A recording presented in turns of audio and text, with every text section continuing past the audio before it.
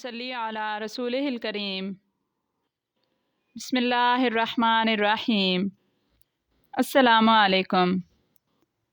अल्लाह ताला ने कुरान पाक में इरशाद फरमाया, वनुनज़्ज़िलु मिनल क़ुरआनी मा हुवा शिफ़ाउन व रहमतुल लिल मुमिनीन।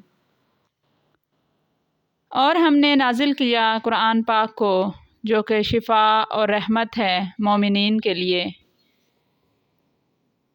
आज हम कुरान पाक के हरूफ मुक़त्तआत या लोहे कुरानी के बारे में जानेंगे कि अल्लाह ताला ने उनमें कितनी तासीर और कितने कमालात रखे हैं। लोहे कुरानी वो हरूफ मुक़त्तआत हैं जो कि अक्सर सूरतों के शुरू में हैं या कहीं दरमियान में, जैसा कि अलिफ लाम मीम, तौहा, यासीन, यानी इस तरह के जो हरूफ मुक़त्तआत हैं इन्हें लोहे कुरानी कहा जाता है। इनके फ़वाइद हम देखेंगे और आज अलिफ लाम मीम उसके बारे में जानेंगे कि वो कैसे हम उसके ज़रिए इलाज भी कर सकते हैं और अल्लाह ताला का क़ुर्ब हासिल कर सकते हैं। हरूफ मुक़त्तआत को पढ़ने वाला उसके लिए बहुत सारे फ़वाइद हैं और इसको अपने घर में या जहाँ आपका कमरा है वहाँ लगाने में भी बहुत ज़्यादा बरक़ात हैं। हरूफ मुक़त्तआत ऐसे हैं कि जैसा कि हमारे उस्ताद जी रहमतुल्लाह अलैह फरमाया करते थे, तफ़सीर के दौरान पढ़ाते हुए जब हम कभी उनसे पूछते थे कि इनका क्या मानी है तो वो फरमाते थे, सिर्रुम बैनल्लाहि व बैन रसूलिही। यानी उनका ये जुमला बहुत ही अच्छा लगता था कि ये इतने अनमोल अल्फाज हैं कि जिनको अल्लाह ताला ने अपने और अपने नबी के दरमियान राज रखा है, और हो सकता है कि इन्हीं में से कोई इसमें आज़म भी हो। सबसे पहले हम इसको पढ़ने के फ़वाइद जानते हैं कि इनको पढ़ के दम करने से क्या बरक़ात हासिल होती हैं। आप पानी पे भी दम कर सकते हैं, वैसे भी दम कर सकते हैं, और वैसे भी इनको पढ़ना बाइस बरकत है।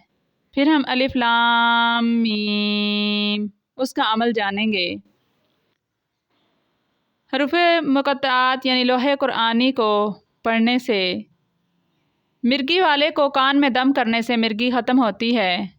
इसको बांधने से कल्ब में शुजाअत पैदा होती है, दुश्मन के दिल में हैबत होती है, खलक की नज़र में मकबूल होता है, मोहताज हो तो गनी हो जाए, अगर खौफज़दा हो तो मामून हो जाए, अगर जादू ज़िंदान या जनून में मुब्तला हो तो खलासी पाए, अगर कर्ज़दार हो तो अल्लाह ताला कर्ज़ अदा कर दे, अगर किसी परेशानी में मुब्तला हो तो परेशानी दूर हो, अगर मुसाफिर है तो सही घर वापस आए, अगर किसी औरत का निकाह ना होता हो तो अपने पास रखने से निकाह हो जाए, दुकान में रखे तो खैर बरकत हो, बच्चों के बांधे तो हर बला से महफूज रहें, अगर हाकिम के पास जाए तो कदर हो, अगर गज़बनाक आदमी के सर पर हाथ रखे तो गुस्सा दूर हो, अगर प्यास की शिद्दत हो तो इनको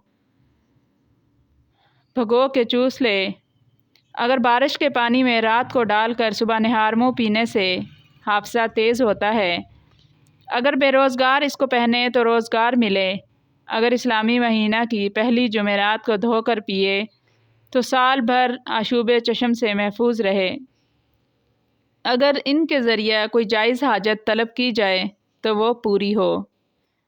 ये अमाले कुरानी में से हैं। सुभान अल्लाह।